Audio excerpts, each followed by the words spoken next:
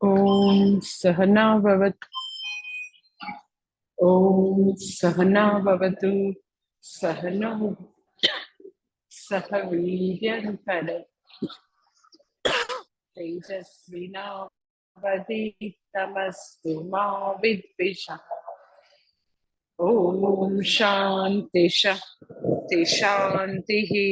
श्रुति स्मृति पुराणानाम् आलयं करुणालयं नमामि भगवत्पादं शङ्करं लोकशङ्करं।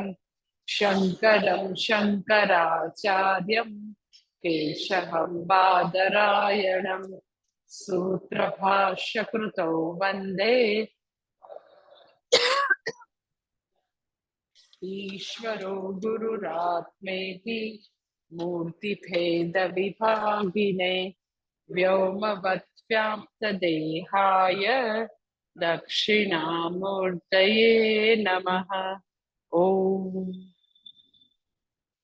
भगवद गीता 11મો અધ્યાય 42મો શ્લોક સાથે ચેન્ટિંગ કરીએ. यच्चावहासार्थमसत्कृतोऽसि विहारशय्या एकोऽथवाप्यच्युत तत्समक्षम्.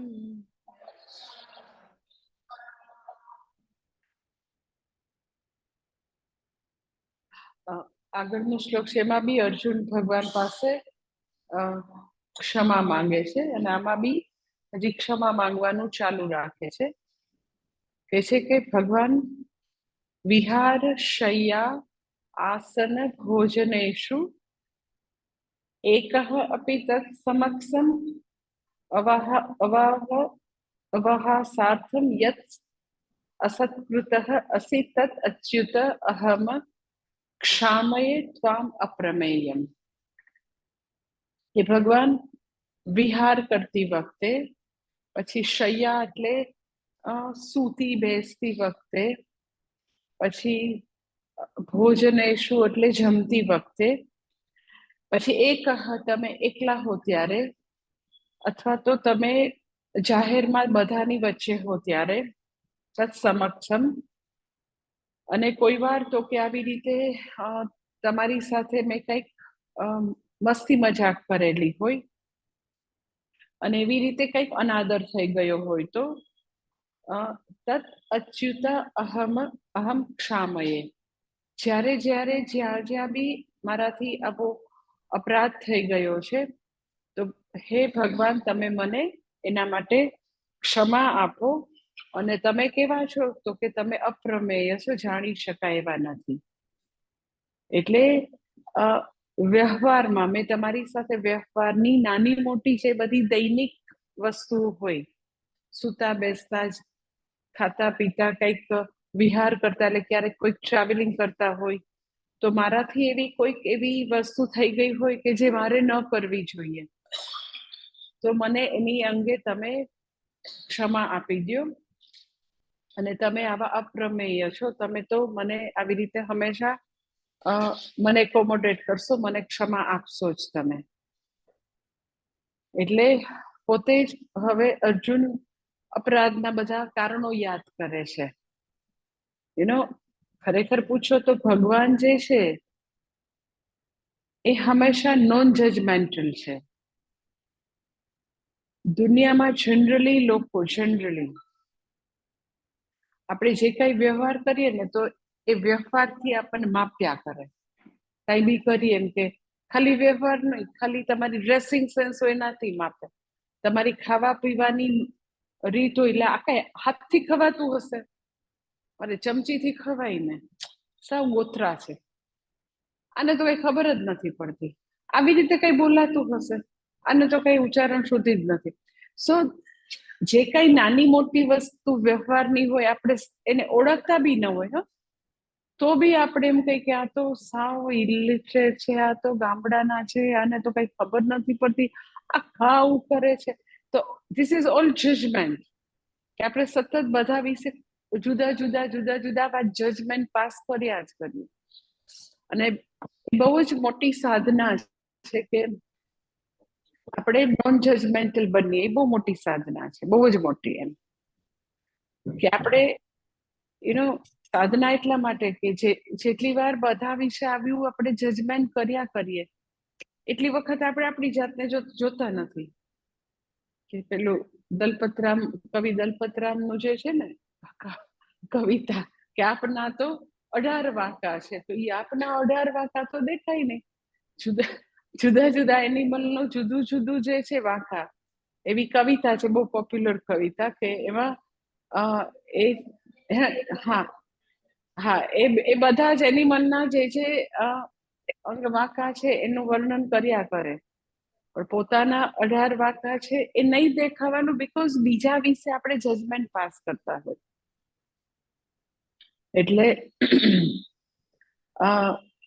એ સાધક તરીકે બહુ જ મોટી સાધના છે કે બીજા વિશે એવું જજમેન્ટલ થવાનું છે આપણું એક વલણ હોય, એની ઉપર આપણે જાગૃત રહીએ કે ના, એ મારો વિષય નથી, એ શું છે એ મારે ક્યાં જોવાનું. એ જે હોય, મને જયારે એ નડતર રૂપ થાય ત્યારે આપણે કહેશું કે ભાઈ, આ મારા પગ ઉપર તમે પગ રાખ્યો છે ને, લઈ લ્યો પગ, જરા તકલીફ થાય છે, આવું થોડી કરાતો હશું, ત્યારે બોલો તમે. If they try to harass you, otherwise જેની જેવી પ્રકારની પ્રકૃતિ એને મુબારક, પણ આપણે ન લેવા ન દેવા, પણ આપણે બધા વિશે આવા જજમેન્ટલ બાંધીએ. એટલે નોન જજમેન્ટલ પણ એ બહુ જ મોટી સાધના, બહુ જ મોટી સાધના. અને લોકો આપણને જજ કરશે એવી એક આપણને ફિયર છે ને, એટલે જ લોકો સમાજમાં આમ બધું છુપાવ્યા કરે, ડર્યા કરે, અને કંઈક ને કંઈક આમ પેલું એ મેન્યુપ્યુલેશન ની વસ્તુ કર્યા કરે. કારણ કે દરેકને એવો ડર હોય કે મને મારી જે બધી રીતભાત છે, હું જે છું એવો લોકો સ્વીકાર નહીં કરે અને મારા વિશે જજ કર્યા કરશે. એટલે નોન જજમેન્ટલ હોવું એ સાધના એટલા માટે છે. એનીવે, અહીંયા અર્જુન જે છે એ ભગવાનને કહે છે કે છે ને, આપણે જ્યારે નાના હતા, સાથે સાથે આપણું ઘણું બધું એમ કે ઘણા બધો સમય આપણે સાથે ગાળેલો છે. ક્યારે તો કે આવી રીતે કોઈ વાર સાથે યાત્રા કરી હોય, સાથે ગયા હોય. 12 વર્ષ અમે લોકો વનમાં હતા, તો તમે ઘણી બધી વાર અમને લોકોને હેલ્પ કરવા આવેલા હોય. એટલે એવા બહુ બધા આટલી બધી લાઈફ સ્પેનમાં એવા ઘણા બધા પ્રસંગો છે કે આપણે સાથે ને સાથે હોય. એવા કેટલાય પ્રસંગો છે. અને પછી એને આવું ફ્લેશબેકમાં યાદ આવે છે કે એ બધા પ્રસંગોમાં એને એવા બધા પરાક્રમ કર્યા હોય કે જેથી કરીને એને ભગવાનને લાઇટલી લીધા હોય. કે જમવા બેઠા હોય સપોઝ, તો આપણે બધા જમવા બેઠા હોય, તો જેની સાથે મિત્રતા હોય ને, તો એમ કે એવી રીતે કે હવે બસ કરો, પછી વજન વધી જશે. તો એમ જ એમ કે પોતે મિત્ર હોય એટલે બધા એવી ફ્રીડમ લે ને, કે પછી કઈક એવા પ્રકારના એના ટાઇટલ એવા બધાના હોય, એકબીજાના એવી ઠઠ્ઠા મશ્કરી કરે, તો એવી રીતે એવા નામથી બોલાવે. એટલે એને હવે ફ્લેશબેકમાં એ બધું યાદ આવે છે કે અરે, ભોજન એ શું, એટલે જમતી વખતે મેં આવી રીતે એની મશ્કરી કરી હતી.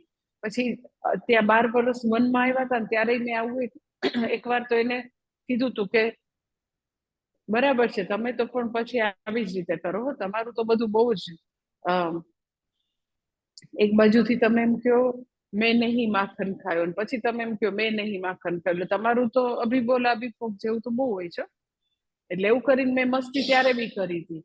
અને પછી તે દિવસે મેં એને કીધું, હે કૃષ્ણ, એટલે એને બધું હવે ફ્લેશબેકમાં યાદ આવે છે. ત્યારે જમતી વખતે આમ કર્યું હતું, વનમાં હતા ત્યારે વિહાર શૈયા ભોજને શું, સુતા બેસતા હાલતા ચાલતા, કોઈ કામ કરતી વખતે, કોઈ એવા કામમાં ભેગા કંઈક જઈ રહ્યા હોય રથમાં, તો ત્યારે બી મેં આવી એની મશ્કરી કરેલી હતી.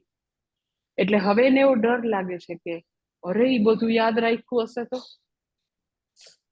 એમ કે એને એમ કે મેં આવું કીધું તું, અને મને એવી ક્યાં ખબર હતી કે આ તો ખુદ પરમેશ્વર છે. આ વિશ્વરૂપ બતાવ્યું ત્યારે ખબર પડી કે આ તો જગન નિયંતા છે, અને એને બધું યાદ રાખ્યું હશે તો હવે ચૂન કે એના બધા બદલો લેશે તો શું થશે મારું? એટલે એ એક જીવની આવી બધી જીવની એક પ્રકારની વ્યથા કે ફિયર છે કે ગિલ્ટ છે જીવનો, કે મેં આમ કર્યું એટલે ભગવાન હવે બધું યાદ રાખશે. તો જેમ બધા મનુષ્યો યાદ રાખે કે હા એ દિવસે તમે મને આવો ટોન્ટ માર્યો તો, એ દિવસે બધાની વચ્ચે કીધું. એટલે જે અર્જુન બધું યાદ રાખીને કે છે. કોઈ વાર એકલા હોય ને ત્યારે મેં ઠઠ્ઠા મસ્કરી કરી દીધી, અને કોઈ વાર બધા લોકોની વચ્ચે મેં તમારું આવી રીતે મશ્કરી કરીને અપમાન કર્યું હોય. એ કહ એમ કે એકલા હો ત્યારે, અને in front of people also. તો મને થોડી ના ખબર હતી કે તમે ખુદ પરમેશ્વર છો, તમે આવા વિશ્વરૂપ રૂપે તમે છો, તમે અપ્રમેય છો. તમે અપ્રમેય છો, તમે ક્યાં જાણી શકાય છો? તો મને તો કઈ ખબર જ નહોતી. એટલે એને એવો ડર લાગે છે કે ભગવાન બધું યાદ રાખશે ને મને ક્ષમા નહીં આપે તો એને ખબર નથી કે ભગવાન એક જ છે આખા બ્રહ્માંડમાં, કે જે આપણને કદી આપણા કર્મોથી, આપણા વ્યવહારથી, આપણી જે કઈ રીતભાત છે એનાથી એક જ ઈશ્વર જે છે એવા છે કે જે આપણને કદી જજ કરતા નથી. આપણે જેવા છીએ એવા આપણને હંમેશા એકોમોડેટ કરે છે. એ કદી આપણને ફેંકી દે કે આપણને નિગ્લેક્ટ કરે કે રિજેક્ટ કરે, બસ તું નકામો, તે મને આવું કીધું ને, તું નકામો કારણ કે તું નાસ્તિક છો, તું નકામો કોઈ દિવસ મારી પ્રેયર નથી કરતો, એવું કઈ નથી. એ બધાને એકોમોડેટ કરે, બધાને સત્તા સ્ફૂર્તિ પ્રદાતા અધિષ્ઠાન રૂપે ઈશ્વર હંમેશા છે. એ કોઈ માટે આવા જજમેન્ટલ બનતા નથી. પરંતુ અર્જુન પોતાના ગિલ્ટને કારણે માફી માંગે છે, નહીં કે ભગવાન ખરેખર એની વર્તણૂકથી ભગવાન કદી દુઃખી થયા હોય. જ્યારે બી કોઈ વ્યક્તિ સાથે આપણે અયોગ્ય વ્યવહાર કરીએ તો એ વ્યક્તિ દુઃખી હોય ને યાદ રાખે, અને પછી આપણને એવું થાય કે આ વ્યક્તિ તો કેટલી સારી છે અને મને કેટલી મદદ કરી, મેં તો તે દિવસે આવું વર્તન કર્યું તો બી આ તો સારું જ કરે છે, તો આપણને ગિલ્ટ થાય. તો અહીંયા અર્જુનને હવે એ બધું ગિલ્ટ થાય છે કે ભગવાનને હંમેશા સુહૃત રૂપે કોઈ પણ પ્રકારના પ્રતિ ઉપકારની અપેક્ષા વિના હંમેશા મદદ કરી છે અમને લોકોને. અને મેં એની સાથે કેવું વર્તન કર્યું, હું એને કદી જાણી ન શક્યો. ઘણી વાર લોકોને મેં આમ એવું જોયું છે કે પોતાની પાસે જ્યાં સુધી વ્યક્તિ હોય ને, એની પ્રિય વ્યક્તિ, બહુ જ પ્રેમાળ વ્યક્તિ, તો હોય ત્યાં સુધી વેલ્યુ જ ન હોય. એટલે એવું એને એવી મહાન પ્રેસિયસ એવા સંબંધો મળેલા ન હોય ત્યારે વેલ્યુ હોય, જતા રહે પછી વેલ્યુ હોય. હોય ત્યાં સુધી ટેકન ફોર ગ્રાન્ટેડ, હોય ત્યાં સુધી તો કે લૂઝલી, પછી એ ગુજરી જાય પછી એટલું બધું એને પસ્તાવો થાય કે અરે આવું કરવાની જરૂર નહોતી, અરે આવું કેમ કર્યું, એ બધું ગિલ્ટ બોલે છે. એટલે એ એક બહુ જ મોટી વસ્તુ છે કે વ્યક્તિ જ્યારે આપણે જેની સાથે એવા ખૂબ જ આવા સારા મીઠા સંબંધો હોય તો એ લાઈફની સૌથી મોટી ગિફ્ટ છે ભગવાને આપેલી, અને એને આપણે ઓળખવી જોઈએ કે ભગવાનની ગિફ્ટ છે, અને એની સરસ જાળવણી કરવી જોઈએ, અને એમાં એકોમોડેટ કરવાનું આવે, એમાં લેટ ગો કરવાનું આવે, એમાં વ્યક્તિની લિમિટેશન સાથે વ્યક્તિ જે છે એનો પૂર્ણ સ્વીકાર, એવું બધું આવે એમાં. પણ એવું નથી કરી શકતા કારણ કે આપણે ખૂબ જ જજમેન્ટલ બનતા હોય. એટલે એક એક વસ્તુ માટે એને કીધું એટલે આપણે બધું યાદ રાખીએ, આપણે ખૂબ જ જજમેન્ટલ બની. પણ ભગવાન આપણા માટે કદી જજમેન્ટલ બનતા નથી. પણ અર્જુનને એવું લાગે છે કે મેં આવું જે કર્યું, જે ડે ટુ ડે લાઈફની બધી જે કઈ ક્રિયાઓ છે, વિહાર, શૈયા, ભોજન, શું મારાથી જે અપરાધ થયા છે, તો ભગવાન તમે મને ક્ષમા આપી દો. પૂજ્ય સ્વામીજી ઘણી વાર એ વસ્તુ માટે એમ કહેતા હોય કે જ્યાં બી આપણને ગિલ્ટ કે શરમ અનુભવાતી હોય, જે બી વસ્તુ આપણાથી એવી થઈ ગઈ હોય, તો એમાંથી છૂટવાનો ઉપાય એટલો જ છે કે આપણે એવી કોઈક રાઈટ પર્સન, સારી વ્યક્તિને શોધીને એની વાત કરી દેવાની કે આઈ વોઝ રિયલી ઇડિયટ, એમ કે મેં આવું કરી દીધું. ત્યારે જેને કર્યું હોય જે બી વસ્તુ, એ વખતે એટલી જ અક્કલ હતી એટલે એવું કર્યું હતું. પછી કેવું હોય કે જે લોકો જીવનમાં શીખતા રહેતા હોય, પોતાના અનુભવોમાંથી શીખતા રહેતા હોય, તો એને આફ્ટર 5 years, એ 5 વર્ષ પહેલા જે ભૂલ કરી હોય, અત્યારે 5 વર્ષ પછી એને વધારે પ્રકાશમાં વધારે ડાપણ આવ્યું હોય તો એને દેખાય કે આવું વર્તન મારે આની સાથે કરવાની જરૂર નથી, એટલીસ્ટ મારા પેરેન્ટ્સ સાથે તો મારે નહોતી જ કરવાની જરૂર, પણ હું એકદમ ઇડિયટ, કેમ મેં આવું કર્યું? તો એ ગિલ્ટ હોય અંદર. તો ગિલ્ટથી છૂટવા માટે શું કરવાનું? તો કે જસ્ટ ચૂઝ રાઈટ પર્સન. એવી એકદમ સાચી તમને પ્રોપર વ્યક્તિ હોય તો એની પાસે જઈને એ ગિલ્ટની વસ્તુ કે શરમની વસ્તુ તમે કહી શકો કે આવું થયું મારાથી, અને આ જે છે આ નહોતું કરવા જેવું, આટલો ઝઘડો કરવાની જરૂર નહોતો, આટલું બધું તલવારો ખેંચવાની જરૂર નહોતી, પણ ખબર નહીં 5 વર્ષ પહેલા શું કર્યું મેં, 6 વર્ષ પહેલા મારાથી શું આવી ભૂલ થઈ ગઈ. અધરવાઇઝ શું થાય કે એ ગિલ્ટ અને શરમની વસ્તુ અંદર ને અંદર આપણને આમ થોડી એ ઘૂમ્યા કરે. ઈ જયારે વ્યક્તિ સામે આવે તો તમને આમ એનું દુઃખ થયા કરે, એ શેમ જે છે એ અંદર અંદર રહ્યા જ કરે. તો આવી રીતે કહી દેવાથી તમે ઘણો બધો છુટકારો થાય, નો જસ્ટ ઓર પોતાના જે ઓમિશન એન્ડ કમિશન હોય એની ઉપર વ્યક્તિ હસી લે, એની જ જોક બનાવે કે એવી કઈ ખબર જ નથી પડતી, મૂર્ખામી એવી કરીને, એમ કરીને એની પર હસી લે.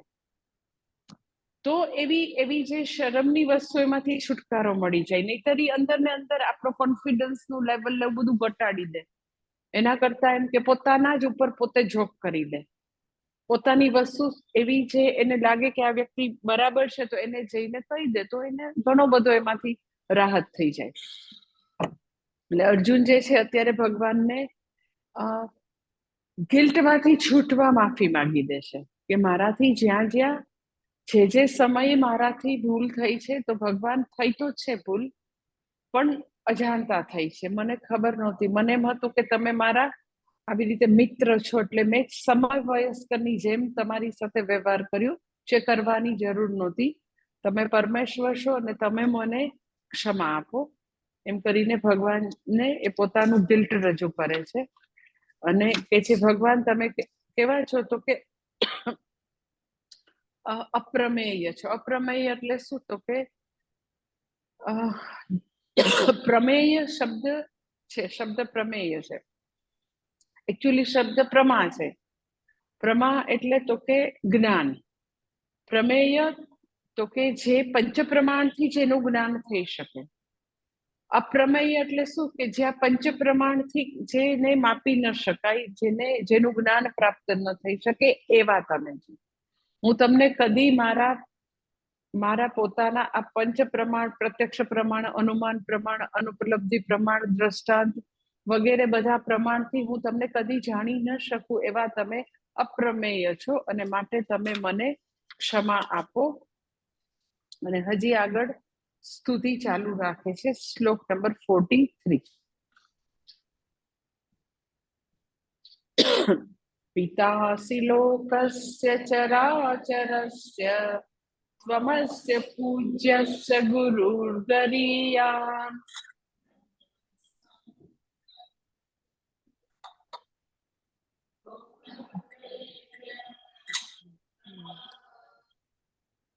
કે છે કે સ્તુતિમાં હજી આગળ કે છે અપ્રતિમ પ્રભાવત્વમ અસ્ય ચરાચરસ્ય લોકસ્ય પિતા અસી પૂજ્યઃ ચ ગરીયાન ગુરુઃ લોકત્રયે અપિ ત્વત્સમઃ ન અસ્તિ અન્યઃ અધિકઃ કુતઃ. કે છે કે તમે, હે ભગવાન, તમે અપ્રતિમ પ્રભાવ, આવું ભગવાનનું સંબોધન કરે છે, તમે અપ્રતિમ પ્રભાવ વાળા છો, આવું અતુલ્ય પ્રભાવ વાળા એવા ભગવાન છો તમે. ત્વમ અસ્ય ચરાચરસ્ય લોકસ્ય પિતા, તમે ચરાચર લોકના પિતા છો, ચર અને અચર લોકના પિતા છો. પછી કે છે પૂજ્ય, તમે પૂજ્ય છો. ગરીયાન ગુરુ, તમે તો કે આવા પ્રથમ સર્વશ્રેષ્ઠ એવા ગુરુ છો તમે. લોકત્રયે અપિ ત્વત્સમઃ ન અસ્તિ, આખા 3 લોકમાં તમારા સમાન કોઈ નથી. અન્ય અભી અધિક કુતઃ, તમારા સમાન પણ કોઈ નથી તો તમારાથી અધિક તો હોવાની કોઈ શક્યતા જ નથી. તમે આવા અતુલ પ્રભાવ વાળા છો, તમે ચરાચર લોકના પિતા છો, તમે પૂજ્ય છો, તમે પ્રથમ ગુરુ છો, તમારા સમાન કોઈ નથી તો તમારાથી અધિક, ત્રણેય લોકમાં તમારા સમાન કોઈ નથી તો તમારાથી અધિક તો કોઈ હોય જ નહીં. સૌથી પહેલું કહે છે કે તમે ચરાચર લોકના પિતા છો. એટલે અહીંયા આગળ આપણે ભાષ્યમાં કહે છે પિતા અસી જનયિતા અસી લોકસ્ય પ્રાણી જાતસ્ય ચરાચરસ્ય, એટલે સ્થાવર જંગમસ્ય ત્વમ જગતઃ પિતા. સ્થાવર જંગમ, આ જગતમાં જે કઈ છે એ બધાના જનયિતા છો, તમે ઉત્પત્તિ કરતા છો. જે કઈ છે સમગ્ર જગતમાં એ બધું જ. અને અહીંયા ભગવાનને માટે શબ્દ વાપરે છે કે તમે પિતા છો. આગળ એમ કે ભગવાનને માટે એમ કે તમે બ્રહ્માજીના પણ સર્જક છો.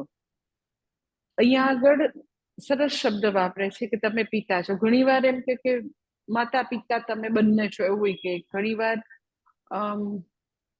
એ તમે એનો સર્જક છો એવો શબ્દ વાપરે, પણ અહીંયા આગળ શબ્દ વાપરે છે તમે સમગ્ર જગતના પિતા છો. તો એનો પિતા શબ્દ જે છે એ અહીંયા વાપરવાનું પણ રીઝન છે. ખાલી પિતા જ અત્યારે કહે છે, નો ડાઉટ એનો એવું બી છે કે જ્યારે પિતા કહે તો એની અંદર એમ કે માતા પિતા બંને એને કેવું છે, પણ તો બી એનું અહીંયા એવી રીતે રીઝન છે કે જ્યારે બી વ્યક્તિ ખાલી તમે જસ્ટ એક સાયકોલોજીના દ્રષ્ટિથી જુઓ તો વ્યક્તિ એઝ એ ચાઇલ્ડ જ્યારે એનો ઉછેર થતો હોય તો બહુ બધી વાર એવું થાય લગભગ એમ કે મધર જે છે એ હંમેશા એની પાસે હોય. અત્યારે હવે મોડર્ન યુગમાં એવું એ ચિત્ર બદલાઈ ગયું છે, પણ લગભગ એવું હોય કે મધર હોય, પરંતુ સાવ એમ કે હજી એને જન્મ થયો હોય તો બીજા ચોથા કે લાઈક મહિનામાં એવું થાય કે એને ફાધર એટલા ન દેખાય.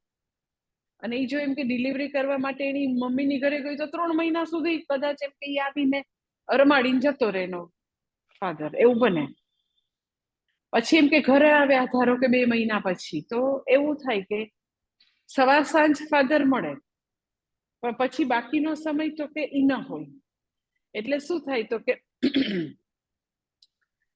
એને એવી રીતે કન્સિસ્ટન્સી એના ફાધર સાથે ન હોય એવું બને, સાવ જન્મતાથી સાથે જ કે એને મળે ખાલી સવાર સાંજ. મધર મોટે ભાગે વ્યક્તિ લકી હોય તો મધર હંમેશા હોય, એટલીસ્ટ 6 મહિના વર્ષ સુધી, પણ ફાધરનું આવું થાય. તો જ્યારે ફાધર જે છે એને આવી રીતે અમસ્તુ પ્રસંગોપાત જ દેખાતો હોય એનો ફાધર, તો અગેઇન એને એ સાયકોલોજીકલ બધા પ્રોબ્લેમ થવાના. કારણ કે એને એવી સમજ નથી કે પૈસા કમાવા માટે તો જવું પડે, એના ફાધર નોકરી કરવા જવું જ પડે, એમાં એને કઈ ચોઈસ નથી. એટલે ફાધર સાથેના અકાઉન્ટ સેટલ કરવાના બાકી હોય, જે પછી ભક્તિ દ્વારા જપ તપ દ્વારા એ જેટલી ભગવાન સાથે એનો નાતો દ્રઢ થાય તો એ બધા અધૂરા અકાઉન્ટ જે છે એ પછી સરસ રીતે ભગવાન એઝ એ થેરાપિસ્ટ સરસ સેટલ કરી દે. પણ બાકી દરેક વ્યક્તિને પોતાના ફાધર સાથે આવી હોય જ અકાઉન્ટ સેટલ કરવાના બાકી હોય. કારણ કે બાળકને એવી ખબર ન પડે કે કમાવા માટે ગયા છે, એને એટલું જ ખબર પડે કે મારા પિતા મારી આસપાસ નથી. એટલે પછીથી એ અકાઉન્ટ પિતા સાથે સેટલ નહીં કરી શકે. અહીંયા આગળ કે છે તમે કોણ છો તો કે આખા જગતના અસ્ય ચરાચરસ્ય લોકસ્ય પિતા, તમે આખા ચરાચર લોકના જો કોઈ સર્જક પિતા હો તો એ તમે છો.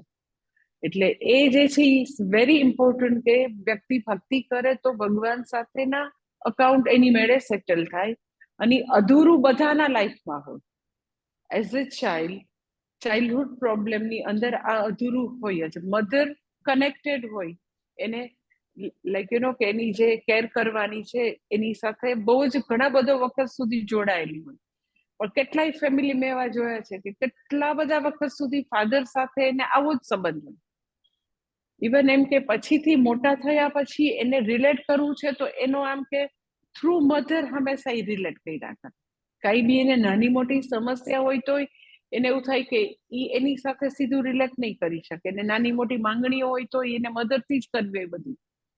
એટલે એ જે આખું ફાધરનું આખું જે એની સાથેનું રિલેશનશીપનું જે ડેવલપમેન્ટનું પાસું અટકી ગયું, એ બધા અધૂરા અકાઉન્ટ તો એને સેટલ કરવા પડે. અને એ નિર્દેશ અહીંયા પિતા તરીકે છે કે વ્યક્તિ જ્યારે ભક્તિ કરશે, વ્યક્તિ જ્યારે એ ભગવાનને પિતા તરીકે ઓળખે તો એની ઘણી બધી વસ્તુ સાયકોલોજીકલ જે બાકી છે એ બધી હીલિંગ થઈ જાય. અને આગળ કે છે અર્જુન કે તમે પિતા છો, અસ્ય ચરાચરસ્ય લોકસ્ય પિતા. અને પાછું કે છે પૂજ્ય ચ ગરીયાન ગુરુ. તમે જ પૂજ્ય છો, પૂજા યોગ્ય છો, અને તમે જ તો કે કૃષ્ણમ વંદે જગદગુરુ, તમે જ તો કે ગુરુ છો. તમે જ તો કે સૌથી પહેલા બ્રહ્મ વિદ્યા બ્રહ્માજીને તમે આપી છે. ઉપરાંત બધી અપર વિદ્યા કે પર વિદ્યા બધી વિદ્યાના જો દાતા હોય તો તમે છો. એટલે તમે જ આદિ ગુરુ છો, તમે જ પ્રથમ ગુરુ છો, તમે જ બધી વિદ્યાઓના દાતા છો. અને તમે તો કે આવી રીતે ગુરુહુ ગરિયાન ગુરુહુ. અને પછી કે છે આગળ કે છે લોકત્રયે અપિ ત્વત્સમઃ ન અસ્તિ. આખા બ્રહ્માંડમાં બધા લોકમાં તમારા સમાન કોઈ નથી, ઇક્વલ કોઈ નથી. એટલે આદિ શંકરાચાર્યજી એની કે છે કે નચ ત્વત્સમઃ ત્વતુલ્ય, તમારે તુલ્ય કોઈ નથી. નચ ત્વત્સમઃ ત્વતુલ્ય અન્ય અસ્તિ, બીજું કોઈ છે જ નહીં. અને કેવું છે તો કે કેમ નથી તો કે નહીં ઈશ્વર દ્વયમ સંભવતી અનેક ઈશ્વરત્વે વ્યવહાર અનુપપત્તે. એમ કે થોડું ઈશ્વર દ્વય હોય, એમ કે બે ભગવાન થોડા હોય. આપણને એવું થાય ને કે લે આટલા બધા છે તો ક્યારેય બે ભગવાન છે જ નહીં. ઈશ્વર એક જ છે, એ અનેક રૂપે આપણી સામે આવે છે. શા માટે આવે છે એ મેં તમને ઘણી બધી વાર એક્સપ્લેન કરેલું છે કે આપણા માટે અનુગ્રહ મૂર્તિ તરીકે, આપણે ઉપાસ્ય મૂર્તિ તરીકે આપણી સામે આવે છે. શા માટે ઉપાસ્ય મૂર્તિ? તો કેવું કે બધાને ભગવાન સાથે કનેક્ટ થવું છે, તો એનું જેવા પ્રકારની માનસિકતા હશે, જેવા પ્રકારની એના ગમા અણગમા હશે, એ રૂપ લઈને ભગવાન સામે આવે છે. ભગવાન એક જ છે, જુદા જુદા રૂપે સામે આવે છે. કદી ભગવાન બે કે ત્રણ કે 33 કરોડ એવું છે જ નહીં, એક જ ઈશ્વર. અને પૂજ્ય સ્વામી દયાનંદજી એમ કે એક ઈશ્વર પણ નથી, એમ કે એક પણ નથી, બે પણ નથી, હજારો પણ નથી, ને એક પણ નથી. શું કે ઓનલી ઈશ્વર જે છે એ માત્ર ઈશ્વર જ છે, ઈશ્વર સિવાય બીજું કઈ નથી. કારણ કે તમે ગણિતની રીતે જ્યારે એક નંબર બોલો ને, 1 નંબર, તો હંમેશા તમારી સેટ થિયરી તમે ભણતા હો સ્કૂલમાં યાદ કરો કે જેવું 1 કયો એટલે 2 3 4 આવે આવે આવે. સો there is only God. There is one God એવું નથી, there is only God. Isha વાસ્યમ ઇદમ, જે છે ઈશ્વર જ છે, બીજું કઈ છે જ નહીં. પછી એ ભગવાન તો કે જુદા જુદા રૂપ ધારણ કરીને રામ રૂપે, કૃષ્ણ રૂપે, ગણપતિ રૂપે, હનુમાનજી રૂપે, માતાજી રૂપે આપણી સામે આવ્યા. તો એવા બધા રૂપેને શા માટે ધારણ કર્યા? તો કે જેથી કરીને ભક્તો ભગવાન સાથે ઇઝીલી કનેક્ટ થઈ શકે. એને ઉપાસ્ય મૂર્તિ, એને જેવી જેને ગમે તો એ એવી મૂર્તિ તરીકે આવે. તો તમે એમ કહો પણ આટલા બધા ઉપાસ્ય મૂર્તિ તરીકે શું કામ આવ્યા? તો જે ભગવાન આખા જગતમાં આટલા બધા નામરૂપ સર્જી શકે તો પોતા માટે થોડા સર્જે ને. પોતાના ભક્તો ઉપર અનુગ્રહ કરવા માટે રામ રૂપે આવે, કૃષ્ણ રૂપે આવે, ગણપતિ રૂપે આવે, કાર્તિકેય રૂપે આવે, બધા રૂપે આવે. અને એને ખબર છે કે મારા ભક્તો જે છે એને ઇઝીલી કનેક્ટ થવા માટે એની જેવી ચોઈસ છે, એના લાઇક્સ એન્ડ ડિસલાઇક છે, એવા રૂપે આવીશ તો એ સરખી રીતે એકાગ્ર ચિત્તે મારી સાથે જોડાઈ જશે. એટલે અહીં આગળ આદિ શંકરાચાર્યજી કે છે ઈશ્વર દ્વયમ કદી હોય જ ન શકે. ન ત્વત્સમઃ એટલે તમારા સમાન, તમારે તુલ્ય કોઈ નથી. એટલે એવા કઈ બે ઈશ્વર હોય, 3 ઈશ્વર હોય એવું કોઈ જ નહીં. તમે જેવું દ્વૈત કયો, બે ભગવાન કયો, તો એ બંને અપૂર્ણ થયા. બંને એકબીજાને તો કે મર્યાદિત કરે, બંને એકબીજાને મર્યાદિત કરે. કારણ કે જ્યાં ઈશ્વર 1 નું સામ્રાજ્ય છે ત્યાં ઈશ્વર 2 નું સામ્રાજ્ય નથી, ને જ્યાં 2 નું છે ત્યાં 1 નું નથી. એટલે બંને એકબીજાને મર્યાદિત કરે. એટલે કોઈ દિવસ બે ઈશ્વર સંભવી જ ન શકે. અને હાઇપોથેટિકલી તમે એમ કહો કે ના ના બે ભગવાન હોય તો એમાં શું વાંધો છે? તો બે ભગવાન હોય તો ભગવાન જે છે આખી સૃષ્ટિમાં દેર ઇઝ ઓનલી ઈશ્વર. તો એ કેની રૂપે છે? તો કે નિયતિ રૂપે છે, આખા જગતને ચલાવવાના નિયમ રૂપે છે. લાઈક કર્મ અને કર્મફળ એ આખું જે કાર્મિક નેટવર્ક છે, તો કર્મના નિયમ રૂપે ભગવાન. પછી તો કે આખા જગતને ચલાવનારા જે બધા ભૌતિક પરિબળો છે, તો એ ફિઝિકલ ઓર્ડર કહેવાય, કર્મનો ઓર્ડર કહેવાય. મન જે બધા કામ કરે છે તો એ સાયકોલોજીકલ ઓર્ડર કહેવાય. આપણું શરીર જે કામ કરે છે દેટ ઇઝ ફિઝિયોલોજીકલ ઓર્ડર. તો આ બધા ઓર્ડર રૂપે ઈશ્વર છે. ઈશ્વર કોઈ સ્થાન વિશેષમાં, કોઈ ધામમાં બેઠેલો નથી, સમગ્ર જગતમાં નિયતિ રૂપે. હવે માની લ્યો કે બે ભગવાન છે, ઓકે, તો એક ભગવાન જે છે એવું નક્કી કરે, ભગવાન 1 જે છે એવું નક્કી કરે કે ગુરુત્વાકર્ષણનો નિયમ તો બનાવ્યો આપણે, મેં બનાવ્યો, અને મારો નિયમ છે ને એમાં ગુરુત્વાકર્ષણનો નિયમ એટલે શું? તો કે દરેક પદાર્થ જે છે એ એક વેગથી નીચે આવે, લાઈક 32 ફીટ સેકન્ડ પર સેકન્ડના વેગથી નીચે આવે. દેટ ઇઝ ગુરુત્વાકર્ષણનો નિયમ. તો હવે ભગવાન નંબર 2 છે એમ કે મારે 32 નથી રાખવા, હું તો 40 ફીટ સેકન્ડ પર સેકન્ડના વેગથી કોઈ પણ પદાર્થ નીચે આવશે, તમારે 32 રાખો જ રાખો, હું તો 40 રાખીશ. તો આખા જગતમાં અંધાધૂંધી થઈ જાય ને. બે તો ઈશ્વર હોય જ ના શકે. સિમ્પલ પોતાનું નાનકડું ઘર હોય વ્યસ્તી, એમાં પણ તમે જો કે બધા જ લીડર થઈ જાય, અથવા તો એમ કે ઘરમાં 4 કે 5 વ્યક્તિનું ફેમિલી હોય, કે દાદા દાદી અને એ પોતે પતિ પત્ની ને એના 1 કે 2 બાળક હોય, તો ઘરમાં 5 કે 6 જણા હોય, તો બધા જ લોકો એમ કે ડ્રાઇવિંગ સીટ ઉપર બેસી જાય તો એ 5-6 જણનું ઘર બી સરખું ન ચાલે. એટલે એક વ્યક્તિ એવી હોય કે જે મોટે ભાગે ડિસિઝન લે, અને બધાને કે ઘરમાં એવું સારું વાતાવરણ હોય હાર્મની વાળું, તો બધાને નિર્ણયમાં ભેગા રાખે કે આ નિર્ણય લઉં છું જેથી આપણા સમગ્ર પરિવારનું આમાં હિત છે, અને આ રીઝનથી આ હું નિર્ણય લઉં છું, તો એ ઘરનું સંચાલન સારું ચાલે. તો આખી સમગ્ર સૃષ્ટિનું સંચાલન તમને લાગે છે કે કોઈ દિવસ ઈશ્વર દ્વય હોય? એટલે જે લોકો બહુ બધા ભગવાન છે ને અમારા ભગવાન તમારા ભગવાનથી ઊંચા છે ને તમારા ભગવાન તો સાકેત લોકમાં છે ને અમારા ભગવાન ફલાણા લોકમાં છે ને તમારા ભગવાન તો 7મા ફલાણામાં લોકમાં છે ને, એવું બધું કહેતા હોય, તો એટલા બધા ભગવાન હોય તો સંચાલન જ કેવી રીતે થાય? અને એ જ્યારે તમે એને આટલા બધા ભગવાન કહો, તો એ તો જેને બી તમે ભગવાન કહો છો તો એ બધા ભગવાન કેવા થઈ જાય? તો કે જેને બી ભગવાન કે છે ગભવાન થઈ જાય, ભગવાન ન થાય. ભગવાન કહી જ ન શકાય, કારણ કે બધા એકબીજાને મર્યાદિત કરે છે. અને સાવ સિમ્પલ લોજિક કે તમે જો એવા કહો કે એવા 100 ભગવાન છે, અમારા ભગવાન જુદા તમારા ભગવાન જુદા, એવું તો અત્યારે બધા કહે છે. જેટલા બી કલ્ટ છે, કલ્ટનું લક્ષણ આ કે એ લોકો એમ કે અમારા જુદા તમારા જુદા. તો પહેલું તો સાવ સિમ્પલ મને એવું થાય કે લોકોને એટલું નહીં સમજાતું હોય કે એ ભગવાન જો સર્વવ્યાપી છે, તો એ કેવી રીતે મારા ને તમારા ભગવાન છે? સર્વવ્યાપી છે જેમાં બધું જ સમાવિષ્ટ થઈ ગયું.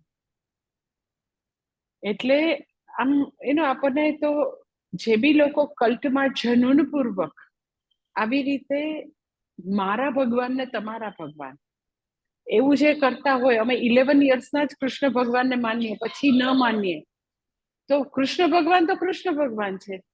હજી તો કૃષ્ણ ભગવાન ને શિવજી વચ્ચે જે ભેદ કરે એ તો મહાભયંકર છે, ન સમજી શકાય એવો. પણ આ તો હજી એનાથી બી મહાન લોકો આવી ગયા કે એ જ કૃષ્ણ ભગવાને મોટા થઈને ભગવદ્ ગીતાનો ઉપદેશ આપ્યો, તો એ એને માન્ય નથી કે ના, એ અમે એને ન માનીએ. એ જ ભગવાન, એ જ લાલો, તો કે લાલાથી મોટું થવાય જ નહીં. એટલે જસ્ટ ઇમેજિન કે ભગવાન અનેક કેવી રીતે હોઈ શકે.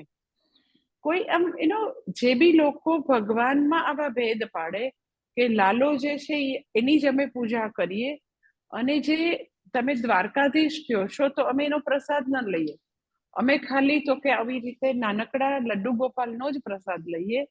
એટલે કેટલી હદે નોન થિંકિંગ, ટોટલી વિચાર શૂન્યતા.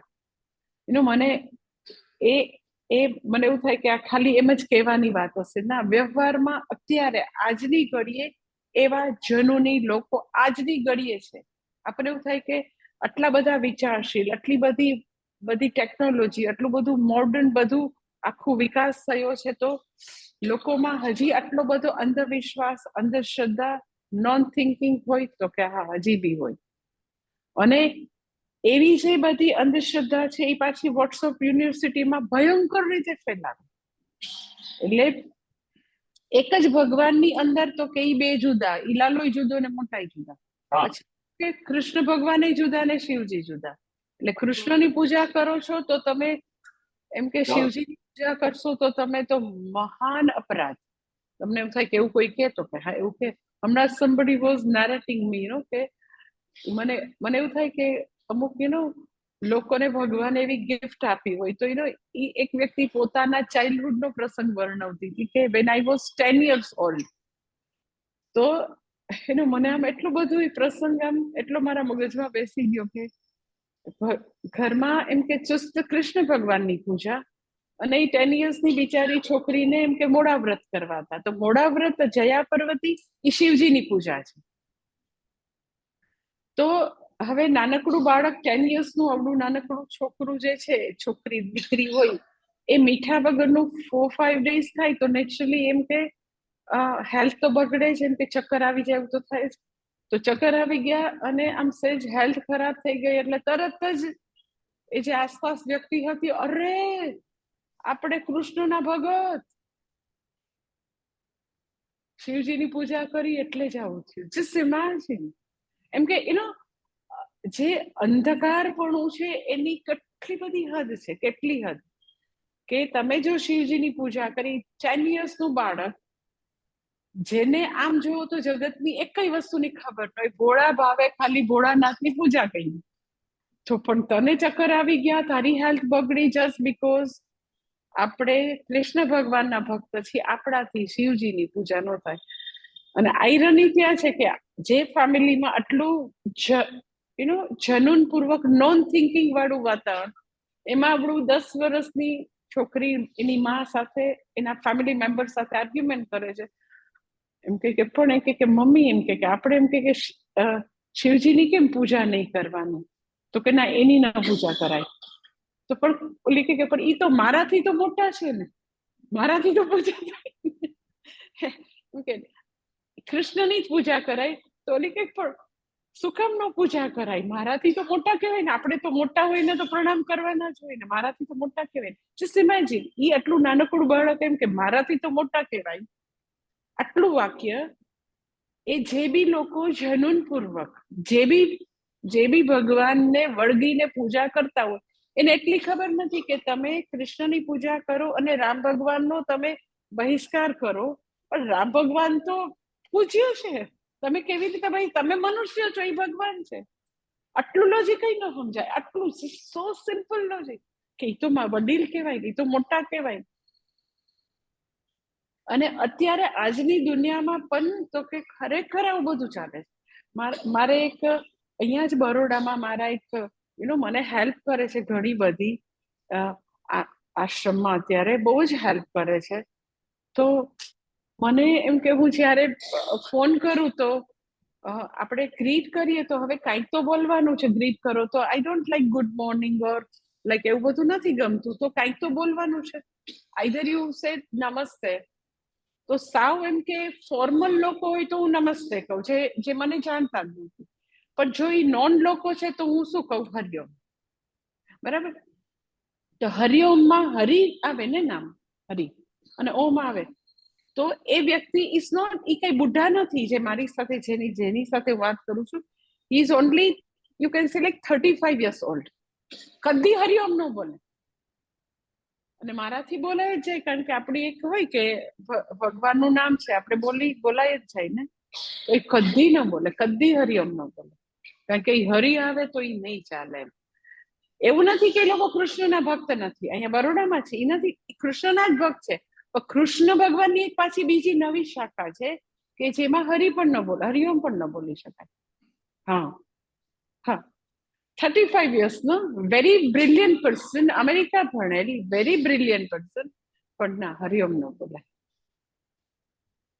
એટલે કહેવાનું તો મારે અહીંયા તાત્પર્ય એ છે કે મને એનું આશ્ચર્ય જરાય નથી થતું, મને એ લોકો માટે દુઃખ બી નથી થતું. મને ખાલી એટલું જ થાય કે એ લોકો કમનસીબ છે કે એને સાચા ગુરુ નથી મળ્યા. એ લોકો બિચારા એવા ગુરુની પાસે ગયા છે કે જેને એવા કૂપમંડુક કરી દીધા છે. એ લોકો એવું માને છે કે બહુ બધા ભગવાન છે, તો બહુ બધા ભગવાન નથી, બહુ બધા ભગવાન હોય જ ન શકે. સમગ્ર સૃષ્ટિનું સંચાલન કરવું હોય તો there is only God. there is no, એવું નથી, there is કે one God, એવું બી નથી, there is only God. પછી ને તમે જે રૂપે તમને જે દિલ લાગે, તમને એવું થાય છે કે મારે તો અલ્લાહ રૂપે ભજવા છે, ભજો, વાંધો નથી. તમને એવું લાગે છે કે મારે જીસસ રૂપે, ઓકે, ભજો, કોઈ પ્રોબ્લેમ. જે છે એ there is only God.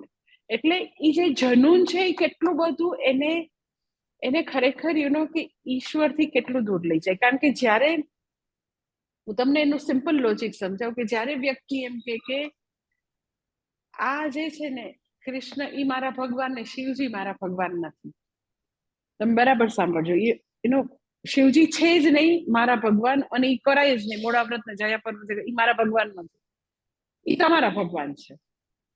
એટલે તમે શું કર્યું કે તમારા ભગવાનને તમે જ હાથે કરીને એને એક વ્યક્તિ વિશેષ બનાવી દીધા, એક સિમ્પલ હ્યુમન બીંગ બનાવી દીધા. ભગવાન એટલે તો એ છે જે સર્વજ્ઞ છે, સર્વાંતર્યામી છે, સર્વવ્યાપી છે, આખા બ્રહ્માંડના કણકણમાં વ્યાપ્ત છે.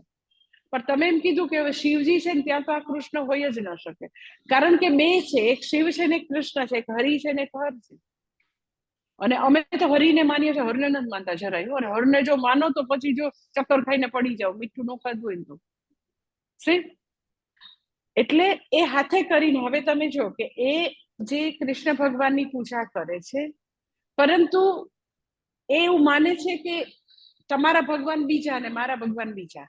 એટલે એ જે પૂજા કરી રહ્યા છે એ હવે ભગવાનની પૂજા ખરેખર પૂછો તો નથી થઈ. એને સર્વરૂપે નથી જોતા. એટલે એને જે આટલો બધો પૂરતો આયાસ છતાં એને પરિણામ તો ઓછું જ મળશે. એટલે જ્યારે તમે જે બી ભગવાનની તમને આસ્થા છે, કૃષ્ણમાં છે, શિવજી, એ જ સર્વરૂપે છે એમ કરવી પડે પૂજા, તો તમારી પૂજા પૂર્ણ છે. નહીતર નહીં મળે ફળ, એવું નથી કે, પણ સમાન આયાસ છતાં બિચારાને ફળ ઓછું મળે. એવું નથી એની ઉપર રૂઠી જશે, એવું નહીં થાય. ભગવાન કદી જજમેન્ટલ નથી. ભગવાન કોઈ દિવસ આપણી કોપાયમાન નથી થતો, કદી એવું નથી થવાનું. પણ લોસ આપણને છે, કારણ કે એ તો કર્મ અને કર્મફળનો નિયમ છે કે તમે જ્યારે કર્મ કરી રહ્યા છો ત્યારે તમે એને દેવતા વિશેષ તરીકે જોવો છો. તમે એને સમગ્ર સૃષ્ટિના એ અધિષ્ઠાન રૂપ પરમેશ્વર રૂપે નથી જોતા. ચાહે તમે ગણપતિની કરો છો એને પરમેશ્વર રૂપે જો, ચાહે કાર્તિકેયની કરો છો, તમે સુબ્રમણ્યમ સ્વામીની, ઓકે, એને સમગ્ર સૃષ્ટિ રૂપે જો, નો પ્રોબ્લેમ. એટલે મારું કહેવાનું તાત્પર્ય એ છે કે ભગવાન જે છે there is only God. એટલે અહીંયા અર્જુન ભગવાનની સરસ સ્તુતિ કરે છે કે ભગવાન ન તત્સમઃ નાસ્તિ, તમારા સમાન કોઈ હોય જ ન શકે.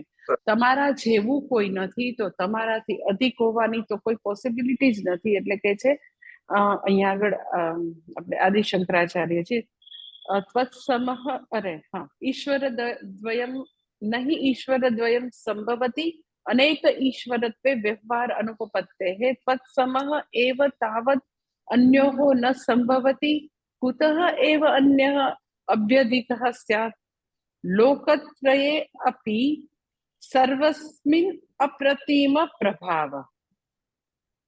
તમે કેવા છો તો કે ત્રણેય લોકમાં તમે અપ્રતિમ પ્રભાવ વાળા છો. અપ્રતિમ પ્રભાવ વાળા એટલે શું તો કે એને બી એવું એટલું સરસ સમજાવે છે આદિ શંકરાચાર્યજી. પ્રતિમા એટલે શું? અપ્રતિમ શબ્દ તમે ગુજરાતીમાં સાંભળ્યો હશે. પ્રતિમા એટલે શું તો કે ધારો કેમ કે એક જગ્યાએ તમે કૃષ્ણ ભગવાનની પ્રતિમા જોઈ તો તમે એમ કહો કે મારે આવી જ કરવી છો પ્રતિમા.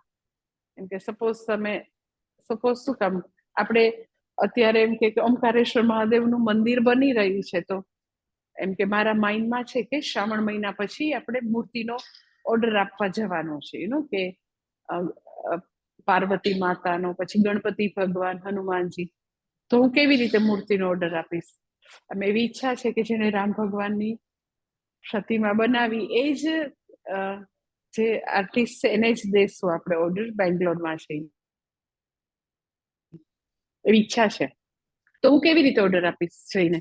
તો કે હું એક કોઈ પ્રતિમા હશે એનું પિક લઈને જઈશ કે આ છે ને ગણપતિ બહુ ફાઇન છે, મને આવા જ બનાવી દેજો. આ હનુમાનજી સરસ છે, મને એમ કે ઓમકારેશ્વર મહાદેવના મંદિર માટે આવા હનુમાનજી જોઈ છે, આવા દેવી પાર્વતી માતા આવા જોઈ છે મને. તો પછી શું કરે તો કે એવી જ પ્રતિમા બનાવી દે. એટલે આપણે એમ કે પ્રતિમા બનાવે એટલે એક છે તો એવું બીજું બની ગયું પ્રતિમા. અપ્રતિમ એટલે શું તો કે બીજું એના જેવું થઈ જ ન હોતે. એટલે આપણે એમ ઘણી વાર અપ્રતિમ પ્રભાવ, તમારો પ્રભાવ, તમારી શક્તિ, તમારો ઐશ્વર્ય, તમારો જે આખું આખા બ્રહ્માંડમાં તમારું શ્રી ઐશ્વર્ય, તમારું જે આખો પ્રભાવ જે છે એ કોના જેવો છે? આપણે એમ કહીએ કે ઓહો અનંત અંબાણીના લગ્ન જે છે ને એ કેના જેવા થયા? તો કે બિલ ગેટ્સની ઘરે એની દીકરીના લગ્ન હતા ને એવા હતા. આપણે કમ્પેરિઝન કરીએ ને, અનંત અંબાણીના લગ્ન લંડનમાં છે ને પછી બિલ ગેટ્સની દીકરીના થયા ને એવા લંડનમાં થવાના છે. હમણાં જામનગરમાંથી લગ્ન નહોતા, by the way pre wedding function હતું, એમાં લોકોને ગાંડા કરી દીધા. પ્રી વેડિંગ ફંક્શન એટલે હવે ખરેખર વેડિંગ ક્યાં છે તો કે લંડનમાં. તો એ લંડનનું એનું ફંક્શન બિલ ગેટ્સની દીકરી જેવું હશે. લાઈક ધીસ ને આપણે એવું કહીએ તો એમ કે ભગવાન તમારો પ્રભાવ પછી તો છે ને ઇન્દ્રના પ્રભાવ જેવો એવું હોય ન હોય. અપ્રતિમ પ્રભાવ, તમારો પ્રભાવ જે છે એ મેચલેસ, કોઈ સાથે કમ્પેરિઝન થાય એવો ન હોય. એટલે એનું સંબોધન છે અપ્રતિમ પ્રભાવ. કોઈ તમારા સમાન નથી, તમારા અધિક તો કેવી રીતે હોઈ શકે? અને તમે તો કે આવા પૂજ્ય છો, મહાન છો, તમે ચરાચર લોકના પિતા છો. અને આગળ હજી ભગવાનની સ્તુતિ 44માં પણ ચાલુ રાખે છે. સાથે ચેન્ટિંગ કરી લઈ. તસ્માत् પ્રણમ્ય પ્રણિધાય કાયમ પ્રસાદયે ત્વામહમીશમીડ્યમ પિતેવ પુત્રસ્ય સખેવ સખ્યુઃ.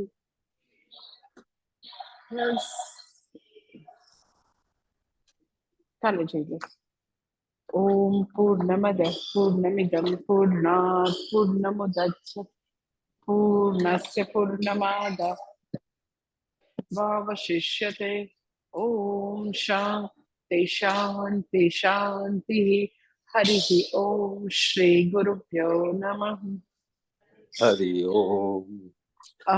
કાલે છેલ્લો દિવસ છે તો આપણે પહેલા એવું કરતા હતા કે છેલ્લો દિવસ હોય તો અગર ક્વેશ્ચન હોય તો ક્વેશ્ચન આપી દેજો મને. પહેલા આપણે એવું હંમેશા કરતા કે છેલ્લો દિવસ હોય ત્યારે પ્રશ્નો હોય તો હું લઈ લેતી હતી. એટલે જો તમને આ અધ્યાય અથવા તો આગળનું જે બી ઓનલાઈન ક્લાસને રિલેટેડ પ્રશ્નો હોય તો તમે આપી શકો છો. કારણ કે મને ઓનલાઈન ક્લાસમાં કરતા મને આવી રીતે પ્રત્યક્ષ હોય તો પ્રશ્નો લેવાની થોડી વધારે મજા આવે. અને મેં તમને વાત કરી હતી કે પ્રશ્નો તમારા હોય તો તમે આપો તો એ સારું જ છે, પણ એનાથી બીજા લોકોને બી ફાયદો થતો હોય. તો આપણે જ્યારે ખાલી પ્રશ્ન અને એનો ઉત્તર હોય એવું નાની ક્લિપ પણ મૂકી શકાય. પણ મને એમ જ પ્રશ્ન નથી જોતા, જેન્યુઅન તમને ઉઠતા હોય પ્રશ્ન તો એ તમારે યાદ રાખીને છેલ્લે દિવસે આપી દેવાનું. હું એવરી ટાઈમ મારાથી બી ભૂલાઈ જાય છે, એ આપણને સોશિયલ મીડિયામાં મૂકવા માટે ખૂબ ઉપયોગી થતા હોય. પણ ઇટ ડઝન્ટ મીન ફેબ્રિકેટેડ મને જોઈએ છે હાલો બધાને ગમે. No I don't want that way. તમને નેચરલ કોર્સમાં પ્રશ્નો ઉભા થતા હોય ભણતા. એટલે બેસ્ટ વે એવું છે કે જ્યારે તમને ભણતા હોય ત્યારે પ્રશ્નો થાય ને પછી ભૂલાઈ જાય તો કાગળ પેન રાખવાના, તો પાછળના પેજ ઉપર હંમેશા લખી રાખવા, તો તમને હંમેશા ક્લેરિટી આવે ને તમારા પ્રશ્નોથી બીજાને ફાયદો થાય અહીંયા બેઠેલા. અને લેટર ઓન સોશિયલ મીડિયામાં મૂક્યો હોય તો બધાને બી ફાયદો થાય. એટલે એવા અમે ચૂઝ કરીને મૂકતા હોઈએ છીએ. તો હવે પછી તમે લોકો યાદ રાખજો કે છેલ્લો દિવસ આપણે પ્રશ્નોનો રાખશું. ઓનલાઈનમાં નથી ફાવતું એઝ સચ, પણ આમ પ્રત્યક્ષ હોય તો મને થોડું વધારે શિવા